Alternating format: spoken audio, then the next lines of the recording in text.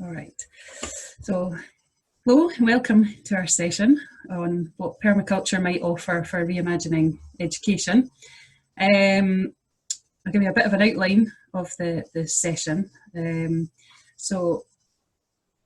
going to give you a bit of information about permaculture and how we see it might be useful for reimagining education. And then we're going to invite you to work around a task so that you can delve a little bit into what permaculture may offer. And if you've got any thoughts or questions, either put them in the chat, or you can, it's quite a small group, so you can just pitch in if you want. But permaculture is a huge field, and so we could end up spending the 50 minutes just talking about what it is. So what Jenny and I thought we would do instead is to give you our own definition of permaculture, and as we introduce ourselves, and then we'll invite you, if you're interested, to explore a bit more and come up with your own definition, because whoever you speak to about permaculture will give you a slightly different definition or view of it. So I'm Keira Oliver, as you may know, and I work as a researcher and facilitator, helping to grow capacity for collective leadership across public service and beyond. I am pretty new to permaculture, having just completed my permaculture design certificate in the summer, and now I'm an apprentice on the diploma with Jenny. So for me, permaculture is often associated firstly with gardening, and that's certainly how I kind of came into it, but it's actually an umbrella term for a lot of different approaches and techniques for creating and maintaining regenerative systems. What makes these things permaculture is that they're all underpinned by a set of ethics and principles, some of which we will introduce you to today. And the thing is, permaculture can be applied on any scale, and it can be used every day and in every context. So while it started off in gardening, it's kind of, it can be expanded into lots of different systems, and that's why we think that education could particularly benefit. It's a whole systems design science that incorporates ancient and modern approaches to creating systems that thrive and meet the needs of all on our planet. And it incorporates things like systems thinking, ecology, many other fields. But basically, having said all that, my favourite way of explaining it is how Bill Mollison described permaculture as an attempt to build a good place to live. And if education's not a big part of that, I don't know what is. So I'll hand over now to Jenny to introduce yourself. Hello, I'm Jenny. I'm currently a stay-at-home parent to 3 school-age children, a university-aged young adult, and a step-mom as well to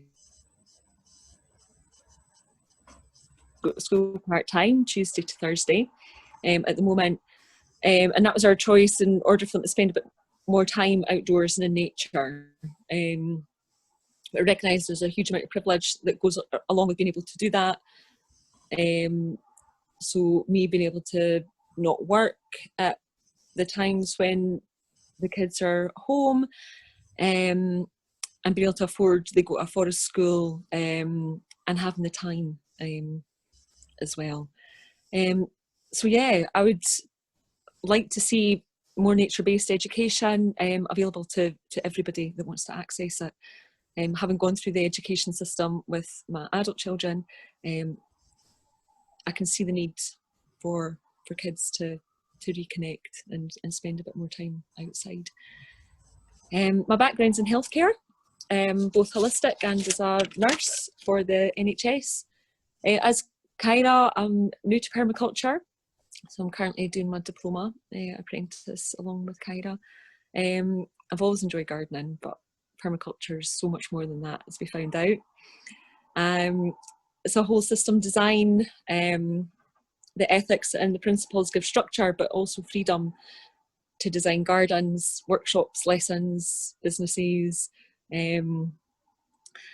buildings in a way that respects and helps nature to regenerate, cares for people, while creating resilience.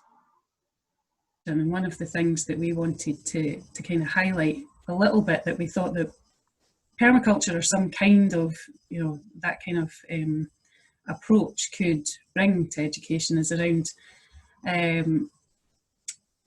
we feel that there could be a stronger and more apparent ethical foundation to our education. So rather than it being seen as a kind of a way through to an end point, it's actually around how we grow good people, how we look at it from an ethical lens. All right, so the permaculture ethics. So permaculture has 3 ethics that underpin all the work that come under that kind of approach. The first one is care for earth, or earth care.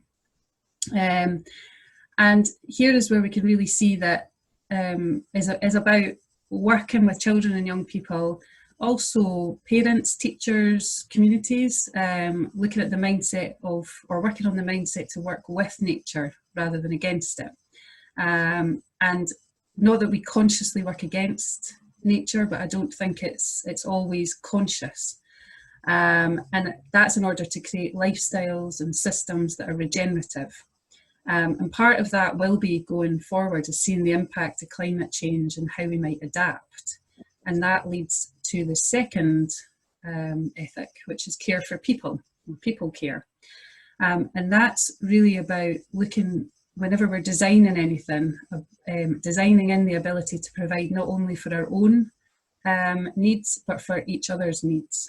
So whether that's in a household or a school or a community, or, as Jenny said, businesses or anything.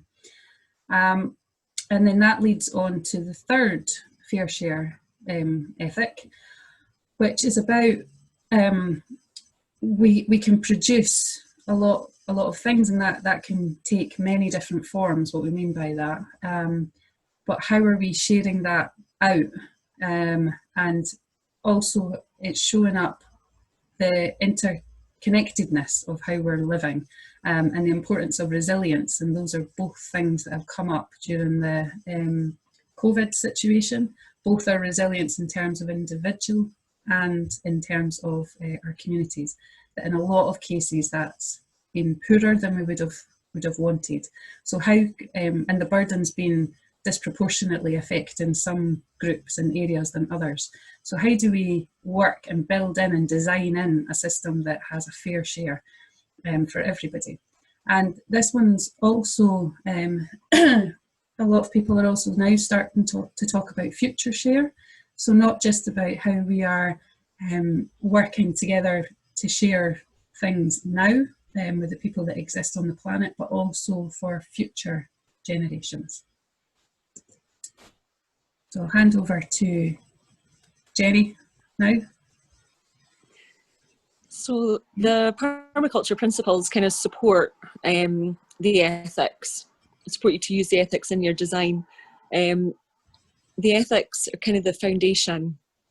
There was 2 founders of permaculture, David Holmgren and Bill Mollison, and they wrote their own principles. So there's 12 that David Holmgren wrote, and about 5 I think Bill Mollison wrote. That was that was over the last 50 years, and other permaculturists have developed their own principles. But we're going to stick with these ones for now, and only we've selected 5 or 6 of them for the sake of this today. So observe and interact is kind of, if there's a most important principle, it's the one, because everything is about observation. In a garden, we're supposed to observe for like a year. Doesn't always happen, but observation of seasons, your physical environment. In the school, that'll be the age, interest and abilities of the children, but also getting children to observe with all their senses when they're learning. So not just their eyes, but their hearing, their smell, their touch, and immersing them. And then interacting with what you're observing, becoming part of it, and then observing how things change as you interact with it. Obtain a yield is the fun one. So what do we gain out of, what does our design give us? The obvious one in the garden is what we've grown, you then eat it or enjoy it. But also, what can we give back? Real and tangible outcomes can really motivate kids and be a lot more rewarding than a sticker. And learning in a fun way and enjoying people's company can be a yield.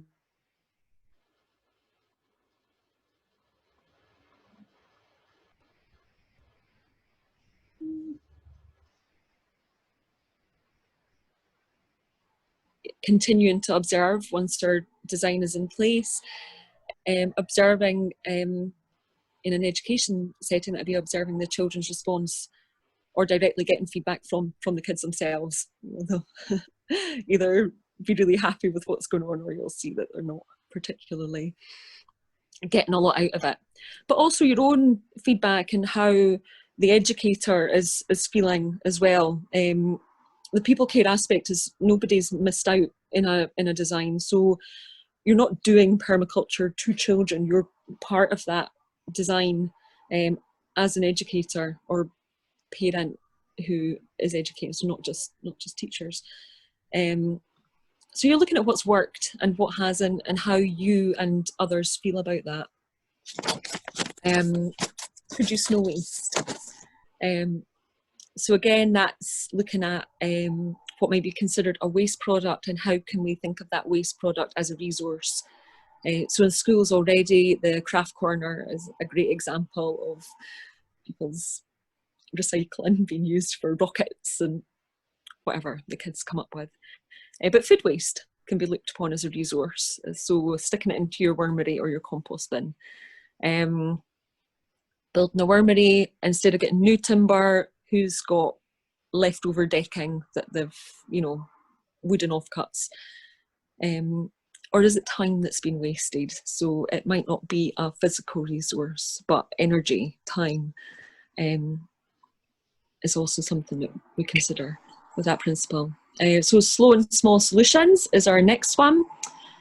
You don't have to do it all at once. And one of the great things about permaculture is that you don't have to do everything for it to be permaculture.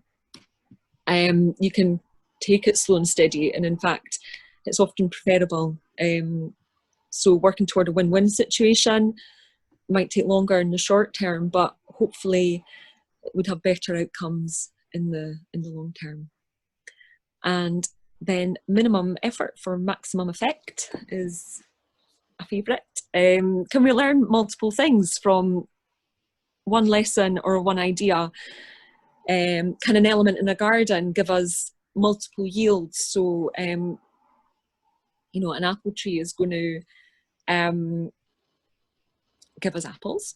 It gives us blossom in the spring for pollinators. The leaves fall and it gives us mulch. So this apple tree is doing multiple jobs. Baking with kids, you might do measuring and weighing and bring maths into the lesson. But you can also talk about where their foods come from. Wheat, it's been a bad year for wheat in the UK this year. Food security, teamwork, decision making, all from making muffins. The children in permaculture curriculum is a thing, and there'll be links to that at the end on our last slide. They look at engaging eyes, heart, hands and head when they're thinking of a lesson plan. So eyes, that's all about observation, immersion, using all the senses, symbolised by eyes, but really all the senses. Hands, an activity that's practical, creative, painting, drawing, building, developing fine and gross motor skills. Heart, engaging the child's heart, their sense of wonder. So through song, music, poetry, stories, just ways for the children to express themselves and express what they're learning. And in the head, logical, kind of what we think of as education now. So cognitive development, identify, discuss, list, compare, contrast. The permaculture, children in permaculture curriculum goes up to age 12, but obviously we're looking at all stages of permaculture and how it can be relevant. Great, thank you.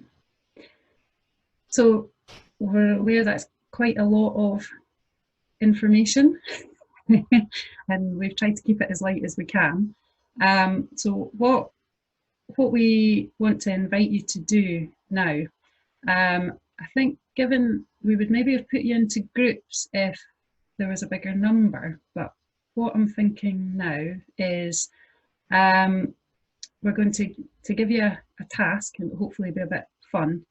And there'll be a couple of parts to this. So I'm going to ask you to notice in you what happens when I ask you this question. Okay, so how does it feel? What do you think? What's the initial?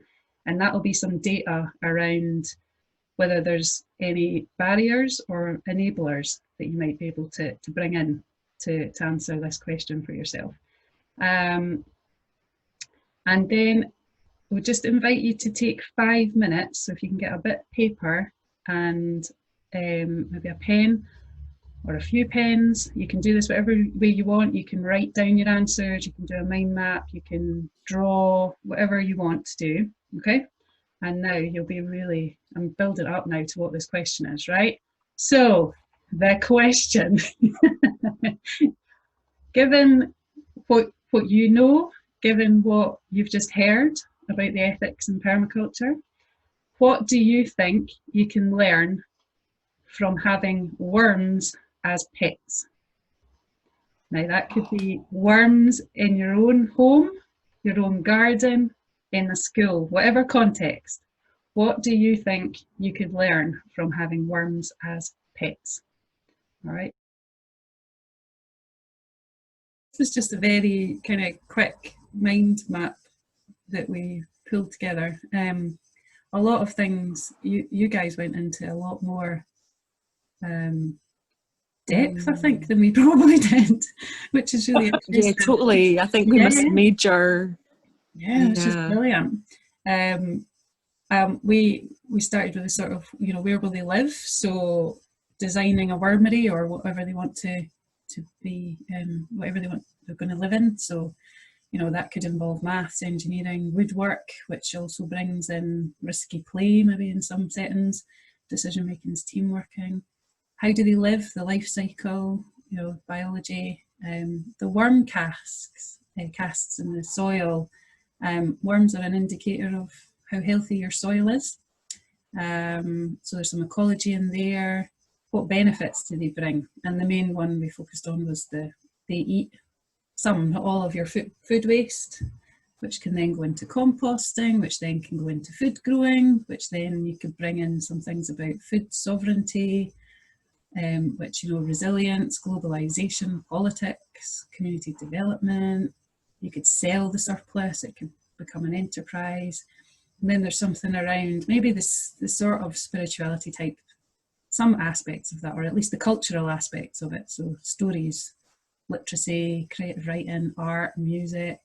You could write some songs about your love or hate of worms. And then, you know, how do we look after them? You know, caring for others, some sense of this. So these are the sort of three Permaculture Association, if you Google that, there's links there onto Permaculture Scotland. There's a whole load of resources on there. The thing about permaculture is pretty much everything they want to share. There's not, you know, they're really, really generous with the information. And children in permaculture is the same thing in terms of the resources that are available. Yeah, and I believe that the book is on the website as well, so I think you can access it. Yeah, so you don't even have to pick that up right the last time I was looking on. Yeah, you might be right. Aye. And then these are some Yeah. books that are good. This is more Jenny's kind of area, so she's pulled up some books there. And then that's our details if you want to get in touch about anything else after this.